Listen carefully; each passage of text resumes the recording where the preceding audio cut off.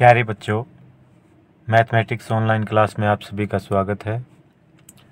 तो आज के इस वीडियो में हम कक्षा 10 गणित विषय की नेक्स्ट एग्ज़ाम के लिए प्रैक्टिस सेट मॉक टेस्ट का अभ्यास करेंगे। तो सबसे पहले देखते हैं प्रश्न नंबर 1। प्रश्न नंबर 1 है आपका, प्रत्येक भाज्य संख्या को एक अद्वितीय रूप से अभाज्य संख्याओं के गुणनफल के रूप में व्यक्त किया जा सकता है। इसमें से कौन सा ऑप्शन प्रमेय के अनुसार लिखा है? तो इसमें क्या है, 16 बराबर 2 की 4, मतलब 2 गुना 2 गुना 2, 2 दूनी 4 दूनी 8 दूनी 16। तो ये 2 क्या है, अभाज्य संख्या के गुणनखंड के रूप में इसको प्रकट किया गया है। 8 बराबर 2 गुना 9, ये क्या है, गलत है, और 9 अभाज्य संख्या भी नहीं है। और 6 बराबर 2 गुना 3 गुना 1, तो ये क्या, 6 को अभाज्य संख्याओं के रूप में प्रकट किया, लेकिन एक अभाज्य संख्या में नहीं आती। तो इसलिए क्या है, हमारा इन चार ऑप्शन में ऑप्शन नंबर 1 क्या है, बिल्कुल राइट है। 16 के अभाज्य गुणनखंड क्या हो गए, 2 गुना 2 गुना 2 गुना 2, यानी कि 2 के अभाज्य गुणनखंड के रूप में क्या है, इसको 16 को प्रकट किया गया है। तो 2 की 4 भी लिख सकते हैं। प्रश्न नंबर 2 देखते हैं।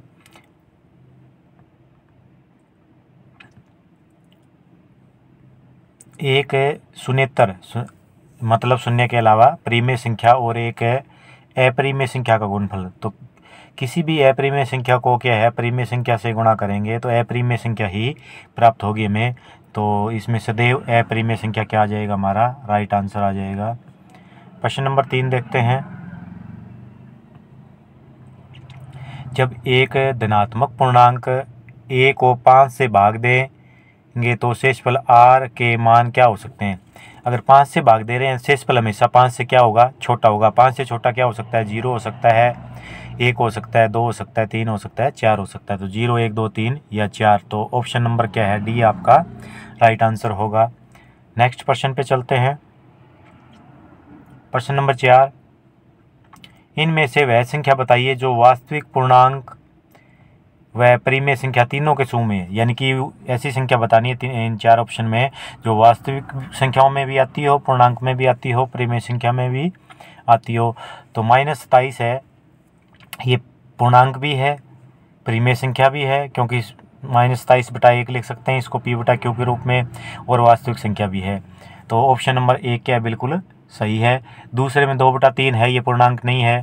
1/4 है माइनस का, ये पूर्णांक नहीं है। और 2.75 है, ये भी पूर्णांक नहीं है। तो ऑप्शन नंबर 1 आपका सही होगा। प्रश्न नंबर 5 की तरफ चलते हैं। इनमें से कौन से व्यंजक 3 × 4x + 5 के तुल्य है? तो इसका मतलब 4x + 5 को 3 से मल्टीप्लाई करना है, तो 3 चौके 12x जमा में 15। तो ये ऑप्शन नंबर 2 आपका राइट आंसर होगा। 3 से मल्टीप्लाई करने के बाद में ये हो जाता है 12x जमा 15। प्रश्न नंबर 6 देखते हैं। 2 अभाज्य संख्याओं का अतिशय, अतिशय का मतलब होता है हाईएस्ट कॉमन फैक्टर, यानी कि महत्तम समापतय। तो महत्तम समापतय में केवल क्या है, जो साझा गुणनखंड है वो लेते हैं। तो अभाज्य संख्या है तो उसमें साझा गुणनखंड केवल क्या होता है, 1 होता है। तो ऑप्शन नंबर क्या है, सी आ जाएगा, क्योंकि अभाज्य है तो उनके गुणनखंड आगे नहीं होंगे। तो साझा गुणनखंड क्या होगा, 1 होगा उनमें। प्रश्न नंबर 7 देखते हैं। बहुपद px = k/2 - 14 × x/2 - 2x - 12 के शून्यकों का योग 1 है। तो शून्यकों का योग किसके बराबर होता है, शून्यकों का योग होता है -b/a। तो -b/a करते हैं हम। तो शून्यकों का योग -b/a। तो इसमें x/2 का गुणांक है, ये क्या है, पूरा a होता है। x का जो गुणांक है वो क्या है, b होता है। और जो अचर पद है वो होता है c। तो -b क्या है, -2 है, तो माइनस और माइनस क्या हो जाएगा, माइनस सूत्र में -2 के साथ माइनस प्लस, प्लस का 2 हो गया, बटा में a है k/2 - 14। तो ये कितने के बराबर दे रखे है, ये 1 के बराबर दे रखे योगफल। तो अब इसमें क्रॉस मल्टीप्लाई करके हम k का मान ज्ञात कर सकते हैं। तो क्रॉस मल्टीप्लाई करेंगे तो k/2 - 14 बराबर क्या आ जाएगा, 2। और k की 2 बराबर क्या आ जाएगा 14, दूसरी तरफ जाके प्लस का हो गया 14 और 2 16, और k बराबर क्या आ गया 16 का वर्गमूल बराबर आ गया +-4। तो k की वैल्यू कितनी आ गई +-4। तो कौन सा ऑप्शन है +-4? डी ऑप्शन है। तो डी ऑप्शन क्या है हमारा सही उत्तर है। तो क्या है ये +-4, यानी कि वर्गमूल का जो आंसर होता है वो प्लस और माइनस दोनों में आता है, क्योंकि -2 भी +4 होता है। तो इसलिए क्या है +-4 हमारा आंसर है। प्रश्न नंबर 8 देखते हैं। है बहुपद है px बराबर ax की 2 जमा bx जमा c के लिए कौन सा कथन सही नहीं है? दो वास्तविक शून्यक हो सकते हैं, दो बराबर वास्तविक शून्यक हो सकते हैं, सदैव एक शून्यक 0 होगा, एक भी वास्तविक शून्यक नहीं होगा। तो ax की 2 जमा bx जमा c है, तो इसका मतलब क्या है दो वास्तविक शून्यक हो सकते हैं। तो क्या है ऑप्शन नंबर 1 क्या है बिल्कुल सही है, दो वास्तविक शून्यक हो सकते हैं। द्विघात बहुपद है, तो द्विघात बहुपद में दो क्या है वास्तविक शून्यक होते हैं। प्रश्न नंबर 9 देखते हैं। छोटी से छोटी अभाज्य संख्या था छोटी से छोटी भाज्य संख्या का मैं से। तो छोटी से छोटी अभाज्य संख्या क्या होती है भाई? छोटी से छोटी अभाज्य संख्या होती है 2, क्योंकि एक है वो क्या है ना भाज्य संख्या में काउंट होती है ना अभाज्य में काउंट होती है। तो छोटी से छोटी अभाज्य संख्या 2 और छोटी से छोटी भाज्य संख्या कितनी आती है? छोटी से छोटी भाज्य संख्या होती है 4, और इनका महत्तम समावर्त है हाईएस्ट कॉमन फैक्टर। तो महत्तम समावर्त क्या होता है? इनमें जो कॉमन है 2 और 4 में कॉमन क्या है? 2 के गुणनखंड 2 होते हैं, 4 के 2 गुणा 2, तो कॉमन क्या आया 2। तो हाईएस्ट कॉमन फैक्टर क्या है? क्या आ जाएगा 2 आ जाएगा महत्तम समावर्त है। तो सी ऑप्शन सही होगा आपका। प्रश्न नंबर 10 देखते हैं। x-2a x-a x plus a और x प्लस 2a, तो कितने पद हैं? 1 2 1 x 3 4 और 5 पद है। इनका माध्य, तो माध्य होता है आंकड़ों का योग बटे आंकड़ों की संख्या।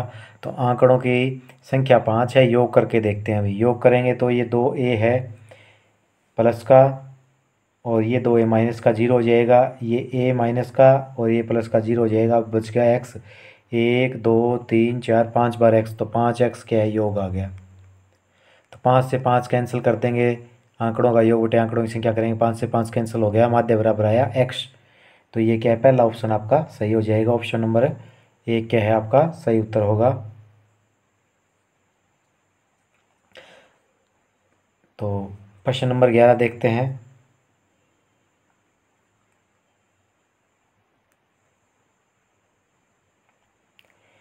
निम्नलिखित में से कौन सा कथन सत्य है? प्रत्येक पूर्णांक एक पूर्ण संख्या है। दूसरा, प्रत्येक परिमेय संख्या एक पूर्णांक होती है। प्रत्येक अपरिमेय संख्या एक वास्तविक संख्या होती है। प्रत्येक वास्तविक संख्या एक अपरिमेय संख्या होती है। तो सबसे पहले तो हमें क्या है संख्याओं के बारे में जानकारी होनी चाहिए। तो सबसे पहले तो क्या है प्राकृतिक संख्या कौन सी होती है? जो क्या है 1 2 3 से शुरू होती है और क्या अनंत तक जाती है। तो 1 2 3 ये क्या प्राकृतिक संख्याएं हैं। और अगर क्या है इसमें 0 को और शामिल कर लिया जाए तो ये क्या बन जाती है पूर्ण संख्या बन जाती है। और अगर क्या है इसमें -1 -2 और अनंत तक ये माइनस के ऋणात्मक अंक ले लें तो क्या है ये क्या है पूर्णांक बन जाती है। तो इसमें क्या पूछा है प्रत्येक पूर्णांक एक पूर्ण संख्या है। तो प्रत्येक पूर्णांक पूर्ण संख्या नहीं है। क्यों? क्योंकि क्या है पूर्णांक में ऋणात्मक अंक होते हैं, पूर्ण संख्या में ऋणात्मक नहीं होते। पूर्ण संख्या में केवल 0 शामिल होती है। तो ये स्टेटमेंट पहली गलत होगी। दूसरा क्या पूछा है प्रत्येक परिमेय संख्या एक पूर्णांक होती है। तो प्रत्येक परिमेय संख्या पूर्णांक होती है क्योंकि प्रत्येक परिमेय संख्या एक पूर्णांक होती है। तो प्रत्येक परिमेय संख्या भी पूर्णांक नहीं होती, क्योंकि परिमेय संख्या में क्या है 1/2 1/3 1/4 अंश बटे हर के रूप में क्या है अंक होते हैं। तो 1/2 1/3 ये क्या है, परिमेय संख्या तो है लेकिन पूर्णांक नहीं है, तो ये पूर्णांक नहीं होती।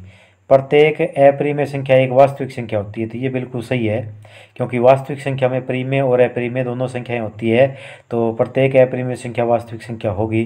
तो ये आपका बी नंबर स्टेटमेंट है, ये बिल्कुल सही है। प्रत्येक वास्तविक संख्या एक अपरिमेय संख्या होती है, तो ये गलत है, क्योंकि वास्तविक संख्या में परिमेय और अपरिमेय दोनों होती है, तो ये अपरिमेय संख्या अकेली नहीं हो सकती। तो ऑप्शन नंबर 2 आपका बी क्या है, आपका सही उत्तर है। क्वेश्चन नंबर 12 देखते हैं।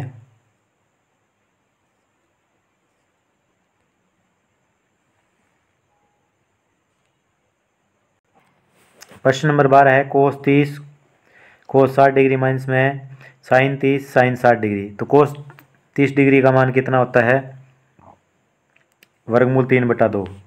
कोस 30 डिग्री का मान होता है वर्गमूल 3/2।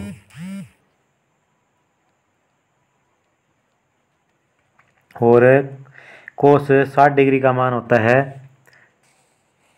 1/2, तो गुणा में 1/2, तो ये आ गया वर्गमूल 3/4, वर्गमूल 3/4 आ गया। दूसरा क्या है, दूसरे में क्या करना है, साइन 30 का मान होता है 1/2, तो ये हो गया 1/2, और गुणा में साइन 60 डिग्री का मान होता है वर्गमूल 3/2। इसकी भी गुणा कितनी आई, ऊपर वर्गमूल 3 नीचे 4, तो वर्गमूल 3 ही उसी 3/4 क्या पहला ब्रैकेट आया था वर्गमूल 3/4, दूसरा ब्रैकेट है, इन दोनों की घटा करें तो क्या आंसर आ जाएगा 0। तो सी ऑप्शन क्या हमारा सही है, तो ऑप्शन नंबर सी सही उत्तर होगा। प्रश्न नंबर 13 है द्विघात बहुपद ax की 2 जमा bx जमा c, जिसमें a 0 से बड़ा है के शून्यक से आलेख सही रूप से प्रदर्शित किए गए। तो पहले जो आलेख है उसमें क्या है, ये जो ग्राफ है ये x को एक बिंदु पे काटता है, y को एक काटता है, इसका मतलब क्या है, ये दो चरों वाला समीकरण है जिसमें क्या है एक एक हल है। दूसरे ग्राफ में क्या है, 3 बिंदुओं पे काटता है, x को 2 पे और y x को 1 पे, जबकि ये जो द्विघात बहुपद है इसके 2 हल होते हैं। तो इसमें जो ग्राफ नंबर 3 है इसमें क्या है, x को 2 बिंदुओं पे काट रहा है, तो इसका मतलब क्या है, ये बिल्कुल सही ग्राफ है, क्योंकि जो द्विघात बहुपद है ax की 2 जमा bx जमा c उसके 2 मूल होते हैं, तो इसमें क्या 2 बिंदुओं पर काट रहा है a और a' पे, तो ये क्या है दिए गए जो बहुपद है उसका सही आलेख है। प्रश्न नंबर 14 देखते हैं। a 5 घटा का 7 b घटा का 4 घटा का 5 c घटा 1 घटा 6 और d बराबर 4 और 5, ये क्या है निर्देशांक दिए हुए हैं, एक चतुर्भुज के शीर्ष हैं। चतुर्भुज ABCD का क्षेत्रफल होगा, तो ये चतुर्भुज इस आकार का बनेगा। एक बार आकृति बनाते हैं, मान लेते हैं ये चतुर्भुज है, नाम ले लेते हैं A B C और D। तो इसका क्षेत्रफल निकालने के लिए हमें क्या करना है, हमारे पास के निर्देशांक या शीर्ष दिए गए हैं त्रिभुज के, तो त्रिभुज के शीर्ष से त्रिभुज का क्षेत्रफल निकालने के लिए हमारे पास सूत्र है। तो इसके 2 त्रिभुज बना लेते हैं। अब एक ये त्रिभुज बन गया, एक ये त्रिभुज बन गया। इसके तीनों शीर्ष पता है, इस त्रिभुज के तीनों शीर्ष पता है, क्योंकि चारों शीर्ष दिए गए हैं ABCD। तो त्रिभुज के क्षेत्रफल कैसे होता है, शीर्ष हो तो ये सूत्र की सहायता से हम दोनों त्रिभुजों का क्षेत्रफल निकालेंगे और क्या दोनों का जोड़ कर देंगे। तो ये त्रिभुज का क्षेत्रफल होता है, हम इसको लिखते हैं एक बार, तो त्रिभुज का क्षेत्रफल होता है, त्रिभुज का क्षेत्रफल बराबर 1/2 इंटू x1 आएगा, यानी कि ए का जो निर्देशांक है पहले पॉइंट का, इंटू y2 में से y3 घटा देंगे, प्लस में दूसरे में क्या करेंगे, x2 की गुणा किसके साथ करेंगे, y3 में से y1 घटा देंगे, और प्लस में क्या करेंगे, x3 इंटू y1 में से y2 घटा देंगे। ब्रैकेट बंद। तो ये ज्ञात कर लेंगे, इनका जोड़ करके बटा 2 करेंगे, ये त्रिभुज का क्षेत्रफल आ जाएगा। तो इस तरह दोनों त्रिभुजों का क्षेत्रफल निकालेंगे और उनका जोड़ कर देंगे। तो इस प्रकार क्या है, ये हमारा आंसर आ जाएगा। तो पहले त्रिभुज का क्षेत्रफल हम कैलकुलेशन करके निकालते हैं, क्योंकि यहाँ क्या है, कैलकुलेशन के लिए जगह नहीं है। तो मैं आपको इस फार्मूले में रखने के बाद जो आंसर आएगा वो बता देता हूँ। तो जो पहली त्रिभुज है उसका क्षेत्रफल आएगा यहाँ 35/2। तो 35/2 पहली त्रिभुज का आ गया। दूसरी का आ जाएगा यहाँ पर 109/2। दोनों का जोड़ करेंगे तो ये आ गया 144/2। तो 72 दूनी 144, 72 क्या है आपका 72 क्या आ जाएगा, राइट आंसर आ जाएगा। तो 72 कौन सा है हमारा उत्तर, नंबर बी आपका क्या है, राइट आंसर है। तो बी क्या है, हम ऑप्शन टिक कर देंगे। प्रश्न नंबर 15 देखते हैं। प्रश्न नंबर 15 है, एपी दे रखी 21, 42, 63, 81, कौन सा पद 210 है। तो क्या है, तो इसके लिए हम क्या करते हैं, पहले डी निकालते हैं। डी बराबर क्या होता है, दूसरे पद में से पहला पद घटा देंगे, 42 में से 21 घटा देंगे, कितना आएगा, डी 21 आएगा। अब 210 पद निकालने के लिए क्या तरीका है हमारा, 210 ये पद है एनवा पद निकालने का तरीका है कि पहला पद जमा में n घटा 1 डी, n घटा 1 इंटू डी। तो इसमें मान रखते हैं। तो पहला पद कितना है हमारा, पहला पद है हमारा 21 जमा में n और घटा 1 डी से गुणा करेंगे, 21 से कम 21n।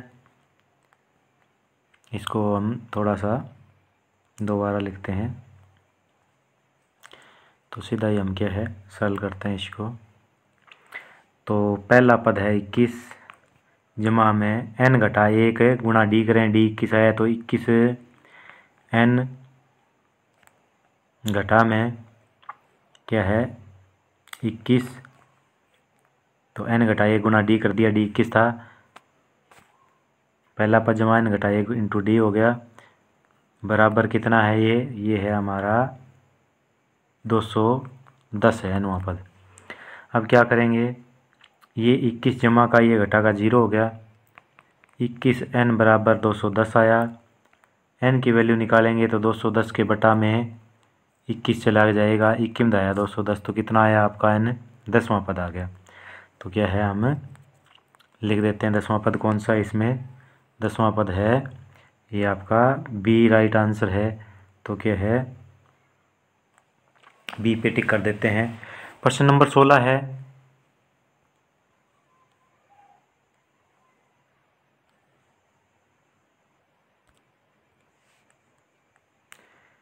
प्रश्न नंबर 16, निम्नलिखित में से कौन सा समीकरण एक्स एक्स के समांतर एक रेखा का प्रतिनिधित्व करता है। तो क्या है, ये ग्राफ पेज होता है, ये क्या है वाई एक्स है, इसमें ये एक्स एक्स है। तो इसमें क्या है, एक्स एक्स के समांतर कौन सी रेखा होगी, ये एक्स एक्स के समांतर कोई रेखा होगी, उसमें क्या है वाई बराबर क्या होगा, तो इसमें एक्स बराबर वाई है, तो इसमें क्या नहीं होगा ये समांतर रेखा। और 2x जमा 3 बराबर 7 है, ये भी नहीं होगा। y बराबर 4, तो y बराबर 4 लेते हैं तो ये मान आएगा, x का मान जहाँ 0 हो वो रेखा क्या होती है, जहाँ x का मान 0 हो वो रेखा y x के नहीं x x के समांतर होती है। तो जो सी ऑप्शन है इसमें क्या है, y बराबर 4 है, x की वैल्यू कुछ नहीं है, तो ये क्या आ जाएगी, ये क्या आ जाएगी हमारी x x के समांतर आ जाएगी। तो सी ऑप्शन हमारा सही है। प्रश्न नंबर 17 देखते हैं।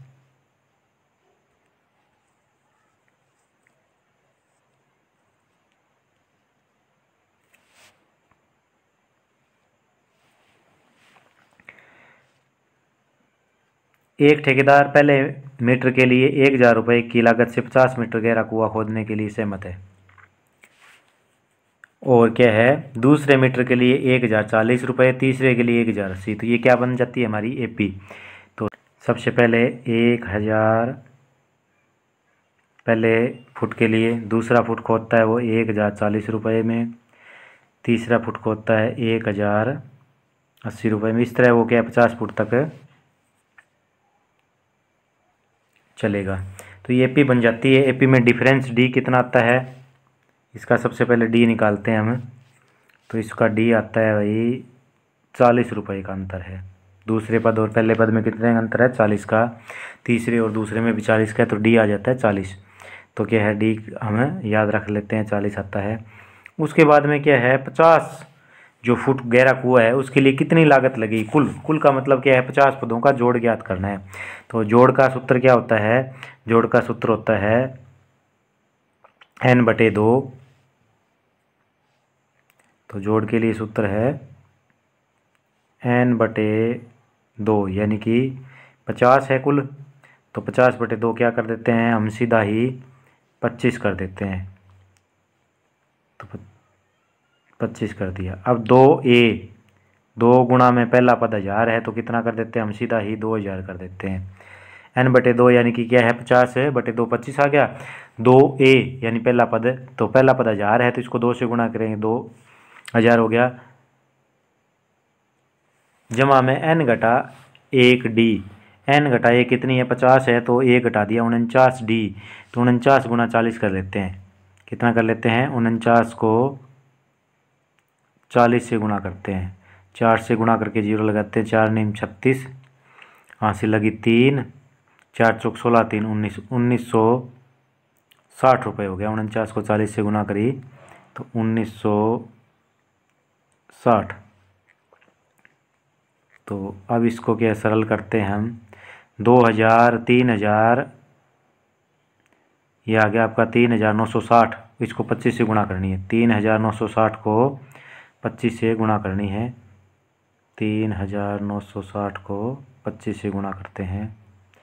3960 को 25 से, 25 0 0, 25 छिका 150, 150 यानी 15 हासिल लगी।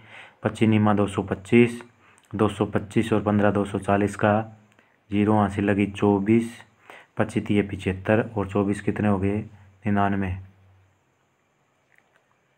तो 99,000 रुपये क्या है, ये कुल लागत आएगी 50 फुट कुआं खोदने में।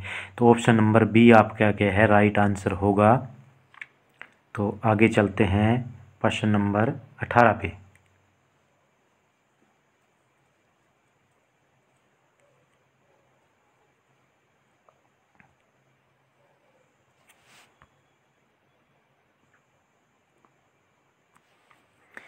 तो प्रश्न नंबर 18 है हमारा, यदि समीकरण 4x = 5y = 2, 12x जमा में p प्लस में 16y = 6, तो m परिमित रूप से अनेक हल है, तो p का मान ज्ञात करो।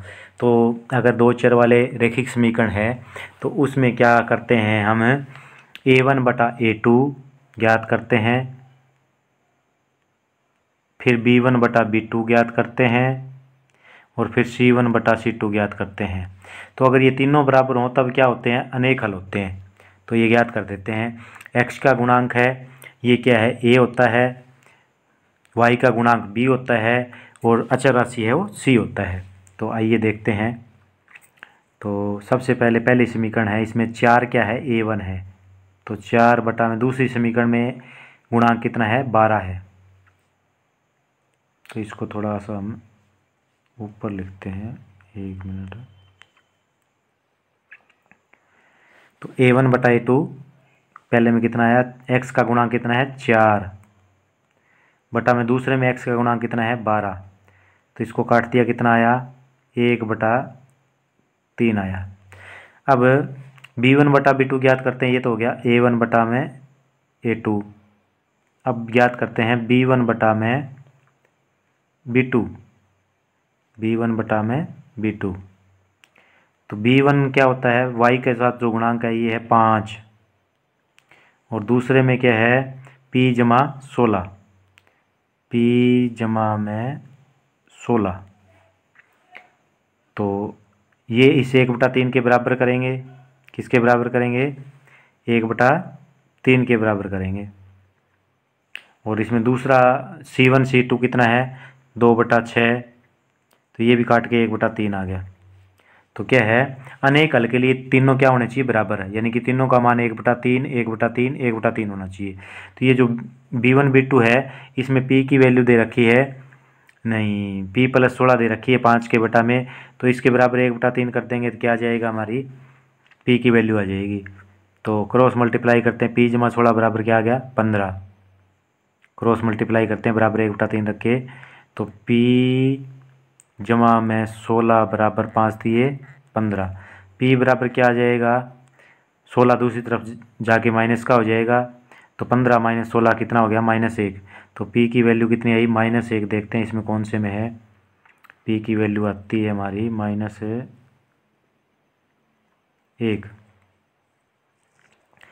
तो p की वैल्यू -1 है, उत्तर नंबर 2 में है आपकी -1। तो ये देखते हैं, ये आपका राइट आंसर होगा, p की वैल्यू -1। प्रश्न नंबर 19 देखते हैं, सबसे छोटी प्राकृत संख्या और अभाज्य संख्या का। तो सबसे छोटी प्राकृत संख्या तो 1 है, नेचुरल नंबर, और अभाज्य संख्या कितनी है सबसे छोटी 2। तो इसका क्या है एलसीएम, एलसीएम का मतलब लावेस्ट कॉमन मल्टीप्लिकेशन, यानी कि लघुत्तम समापवर्त्य। तो 1 और 2 का लघुत्तम कितना आएगा 2 आएगा, तो 2 क्या हमारा राइट आंसर है, 1 और 2 का लघुत्तम 2। प्रश्न नंबर 20 देखते हैं,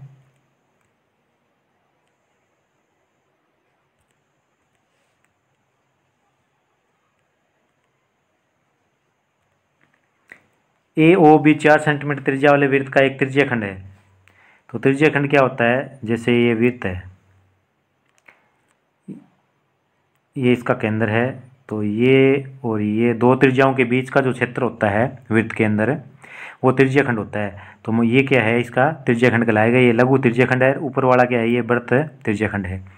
तो इस त्रिज्या खंड में क्या है, ए ओ बी है, ए ये ओ केंद्र है, ये बी है। तो इसमें क्या है, त्रिज्या कितनी है 4 सेंटीमीटर है। तो केंद्र पर 45 डिग्री है, यहाँ पर जो कोण बनता है वो कितना डिग्री है 45 डिग्री का कोण है, ये 45 डिग्री का कोण है। तो त्रिज्या खंड का क्षेत्रफल, क्षेत्रफल त्रिज्या खंड का पूरे वृत्त का क्षेत्रफल होता है पाई आर स्क्वायर। और अब इसमें पूरे का नहीं है, त्रिज्या खंड का है, तो थीटा बटा 360, थीटा कितना डिग्री है, तो 45 बटा में 360 कर देंगे, क्योंकि पूरा वृत्त नहीं है, ये खंड है। तो पाई का वैल्यू पाई रखेंगे, आर कितनी है 4 गुणा 4, 4 चौके 16। तो इसको हल करेंगे,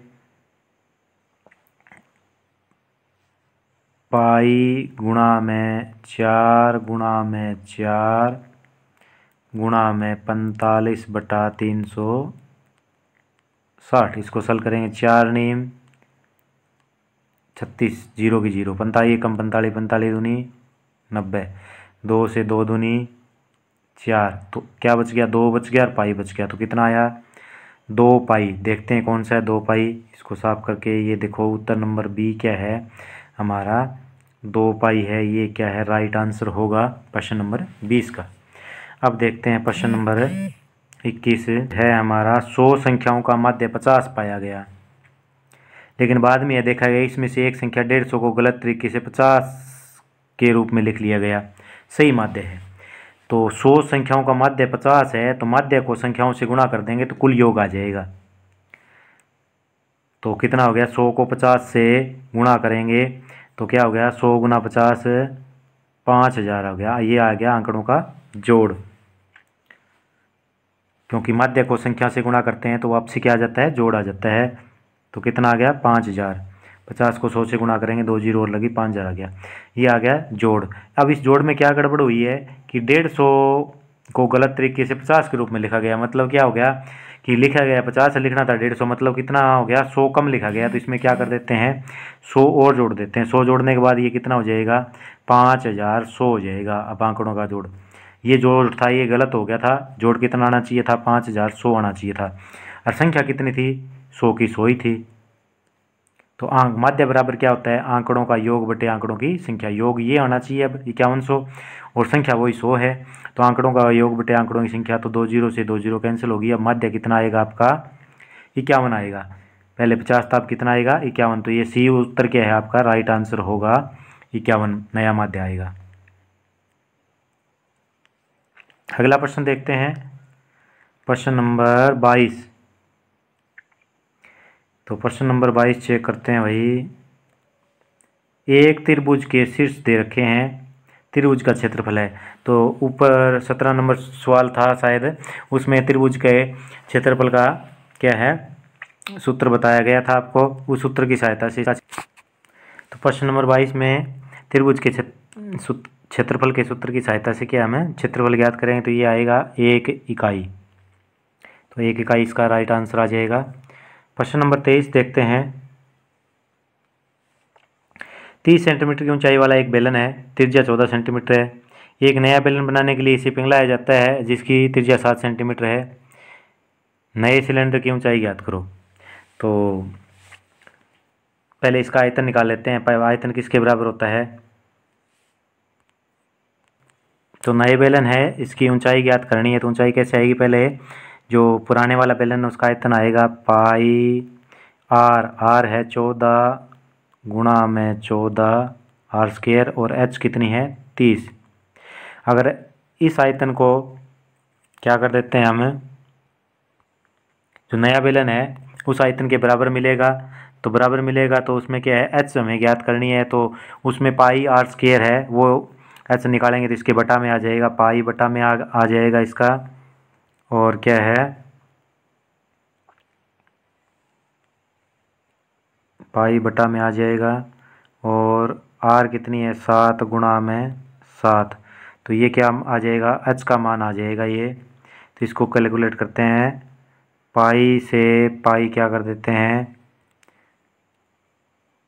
कैंसिल कर देते हैं, 7 दूनी 14, 2 पे कैंसिल, ये 7 से 7 दूनी 14 बच गया। 30 गुना 2, तो 2 दूनी 4, 4 तिये 12, 120। तो 120 सेंटीमीटर क्या आ जाएगी आपकी, जो नया बेलन आएगा उसकी ऊंचाई आ जाएगी, क्योंकि त्रिज्या कम हुई है तो उसकी ऊंचाई क्या हो जाएगी, बढ़ जाएगी। 120 सेंटीमीटर ऑप्शन नंबर क्या है हमारा, बी है। बी उत्तर क्या है, सही उत्तर होगा हमारा। प्रश्न नंबर क्या है 25 देखते हैं। प्रश्न नंबर 25 है हमारा। 25 नंबर प्रश्न में 4 बिंदु दिए गए हैं, पी क्यू, पी ये है, क्यू ये है, आर ये है, एस ये है, में से वह बिंदु जो दूसरे चतुर्थांश में स्थित है। तो ये निर्देशांक ज्यामिति का क्वेश्चन है। निर्देशांक ज्यामिति को हम क्या है तल पे उतारते हैं। ये वाई एक्स होगा, ये एक्स अक्ष होगा। इसमें क्या है, ये फर्स्ट क्वाड्रेंट है, ये एंटी क्लॉकवाइज चलता है, सेकंड क्वाड्रेंट है, ये क्या है थर्ड क्वाड्रेंट है, ये क्या है फोर्थ क्वाड्रेंट है। इसमें क्या है एक्स प्लस का होगा और वाई प्लस का होगा। इसमें क्या है एक्स माइनस का होगा और वाई प्लस का होगा। और तीसरे में क्या है एक्स भी माइनस का और वाई भी क्या होगा माइनस का होगा। और चौथा क्वाड्रेंट है, इसमें एक्स प्लस का होगा और वाई क्या होगा माइनस का होगा, वाई क्या होगा माइनस का। तो इसमें देखते हैं जो पहला पी बिंदु है इसमें एक्स माइनस का है। तो एक मिनट कौन सा पूछा है, दूसरे चतुर्थांश। तो दूसरे में क्या होता है एक्स माइनस होता है और वाई प्लस होता है। तो एक्स माइनस और वाई प्लस कौन सा है इसमें, एक्स माइनस और वाई प्लस का ये पी बिंदु है। तो ये ऑप्शन नंबर 1 में ही क्या है पी दे रखे हैं। तो ये क्या है दूसरे क्वाड्रेंट में स्थित होगा। तो हम सिर्फ दूसरा क्वाड्रेंट ही चेक करते हैं जिसमें एक्स माइनस का हो और वाई प्लस का हो। तो ये क्या है पी बिंदु है, एक्स माइनस का है, वाई प्लस का है। प्रश्न नंबर 26 देखते हैं। एक वृत्त की त्रिज्या जिसकी परिधि और क्षेत्रफल संख्यात्मक रूप से बराबर है। तो क्या है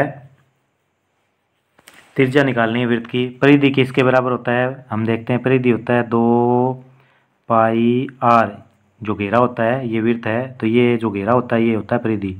और इसका क्षेत्रफल होता है pi R square, pi R square, ये दोनों बराबर है। बराबर है तो इसकी त्रिज्या कैसे आएगी, तो इसमें क्या है पाई से तो पाई कैंसिल कर दिया। इसका मतलब क्या हुआ कि जो 2 आर बच गया, ये किसके बराबर है, ये आर स्क्वायर का मतलब आर गुणा आर। अब एक आर भी कट गया तो आर बराबर किसके आया, 2 के बच गया। आर बराबर किसके बच गया, 2 बच गया। तो त्रिज्या कितनी इकाई हुई, 2 इकाई। तो इसमें 2 इकाई कौन सा ऑप्शन है, हमें ये देखते हैं बी उत्तर समान। प्रश्न नंबर 28 है, दो बेलनों की त्रिज्याओं का अनुपात 2:3 के अनुपात में उनकी ऊंचाइयों का अनुपात 5:3 है, तो उनके आयतनों का अनुपात होगा। तो आयतनों का अनुपात कैसे निकालेंगे, तो इसको हम मान लेते हैं बेलन का आयतन होता है पाई आर स्क्वायर एच।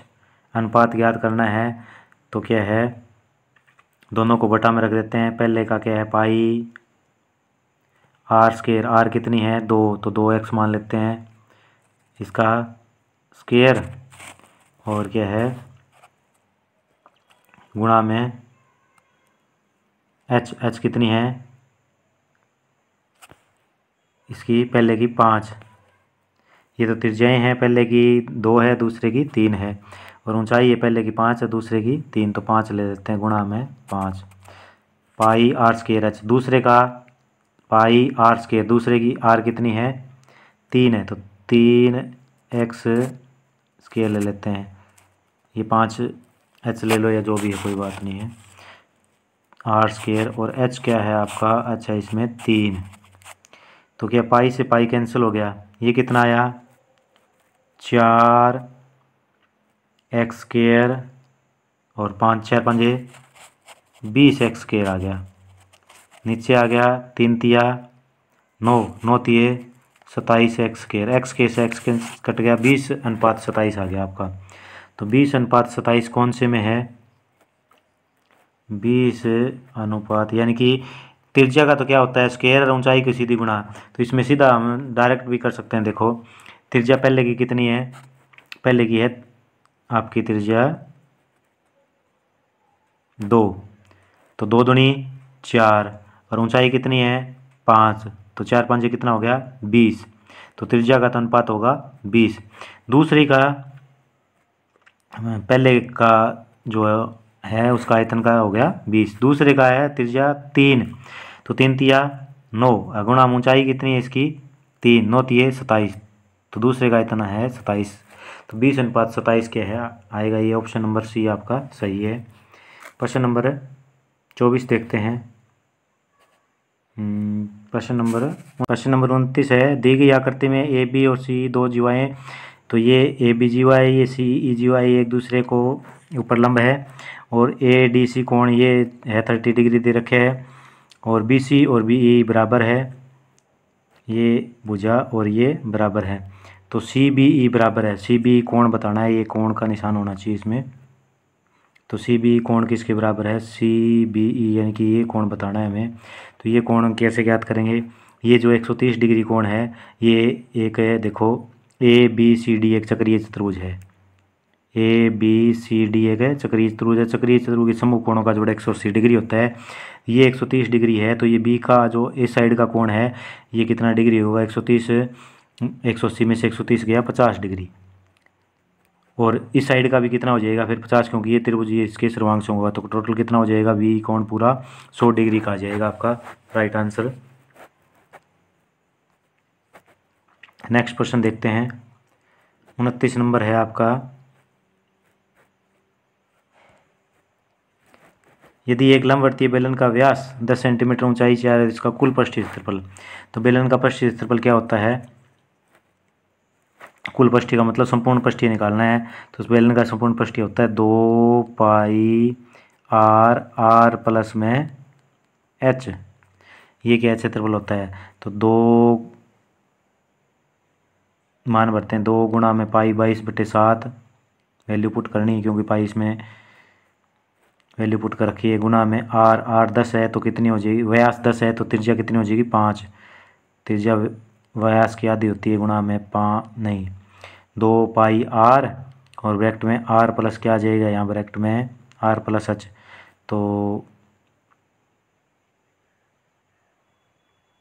ऊंचाई कितनी है 4, 4 और 5 कितना आ जाएगा 9, आर प्लस एच ये आ गया। तो इसको आगे सरल करेंगे, 44 को 45 से गुणा करेंगे और 7 से भाग देंगे, तो इसमें चारों ही ऑप्शन गलत दिए गए हैं, तो क्या है, प्रश्न नंबर 29 के चारों ऑप्शन गलत दिए गए हैं। जो बेलन है उसका कुल पृष्ठीय का मतलब होता है संपूर्ण पृष्ठीय, तो संपूर्ण पृष्ठीय होता है 2 पाई आर, आर प्लस एच। तो ये बनेगा 2 गुना 22/7 गुना 5 गुना 5 और 4 9। तो ये हो जाएगा 22 44, 5 नहीं 45, 44 45 की गुना को 7 से भाग करना है। तो इसमें से कोई सा भी ऑप्शन है सही नहीं है। प्रश्न नंबर 31 देखते हैं। दो सर्वांगसम वृत्तों के चाप अपने अपने केंद्रों पर 60 और एक 20 डिग्री कोण अंतरित करते हैं, तो संगत चापों की लंबाई का अनुपात होगा। तो क्या है, संगत चापों की जो लंबाई है उसका अनुपात। तो चाप क्या होता है, चाप की लंबाई याद करते हैं तो पाई 2 पाई आर थीटा बटे 360 होता है। तो 2 पाई आर क्या है, दोनों में कॉमन होगा क्योंकि दोनों सर्वांगसम का मतलब इनकी त्रिज्याएं बराबर है। तो कोण कितना है, 60 है 20 है, तो 60/20 क्या है अनुपात हो जाएगा। तो 3 2 तिया 6 और 2 एकम 2 3:1। 31 नंबर है, 10 छात्रों द्वारा प्राप्त अंकों का मध्य 32 है, अन्य 5 छात्रों द्वारा प्राप्त अंकों का मध्य 35 है, सभी 15 छात्रों का मध्य। तो माध्य बराबर होता है आंकड़ों का योग बटे आंकड़ों की संख्या। तो अब जो नया माध्य निकालना है उसमें आंकड़ों की संख्या है 15, क्योंकि 10 छात्र पहले है और 5 छात्र बाद में है, तो दोनों का जोड़ हो गया आंकड़ों का जो संख्या है वो 15। आंकड़ों का जोड़ कैसे निकालेंगे, पहले आंकड़ों का जोड़ आएगा, जो छात्रों की संख्या है उसको माध्य से गुणा कर देंगे, 32 दाया 320 पहले के जोड़ हो गया आंकड़ों का। और दूसरे का हो गया 35 को 5 से गुणा कर दो, 35 5 5 25, 5 3 15 2 17 100 क्या आ गया 75। तो इनका जोड़ कितना आया 5 7 2 9 4 495। तो आंकड़ों का जोड़ आ गया कुल 495 बटा आंकड़ों की संख्या आ गई 15 बनाई। तो आंकड़ों का योग बटे आंकड़ों की संख्या करते हैं, तो 15 तिये 45, 4 बच गए, 15 तिये 45 33। ये ऑप्शन नंबर सी क्या है आपका राइट आंसर होगा। ये आपका नया माध्य आएगा 15 बच्चों का। तो प्रश्न नंबर देखते हैं आगे 32।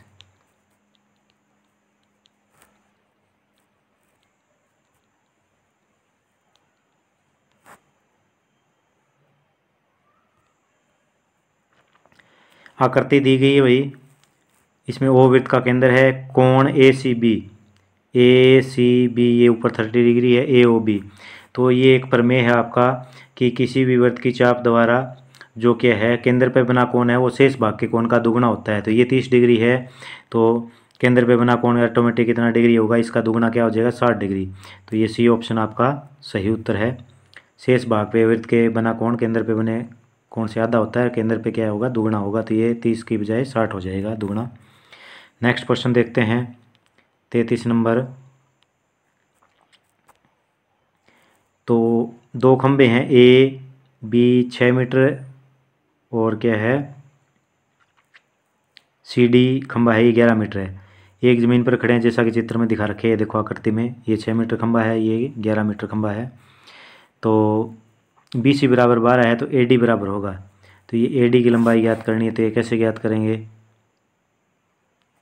ये 6 है तो यहाँ तक कितना हो गया 6, और ऊपर वाला कितना बच गया 5 बच गया, क्योंकि टोटल कितना है 11, ये कितना आ जाएगा 12। तो अब ये समकोण त्रिभुज बन गई है। समकोण त्रिभुज में क्या है, अब ये जो यहाँ तक की त्रिभुज है इसमें 12 आधार है 5 लंब है, तो 12 में 12 144 जमा 5 5 25। तो कर्ण निकालेंगे क्या आ जाएगा आधार की 2 जमा लंब की 2 का वर्गमूल, ये आ गया 169 का वर्गमूल कितना होता है 13।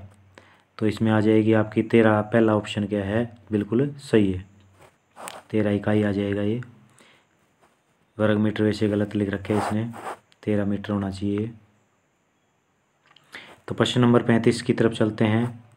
दी गई आकृति में डी ई समांतर है, ये जो रेखा है ये इसके समांतर है, तो क्या है आधारभूत अनुपातिकता प्रमेय लगा देते हैं।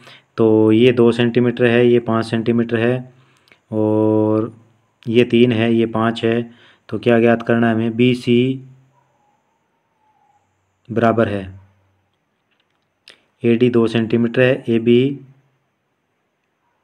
5 सेंटीमीटर है, और डी ई 3 सेंटीमीटर है, तो बी सी बराबर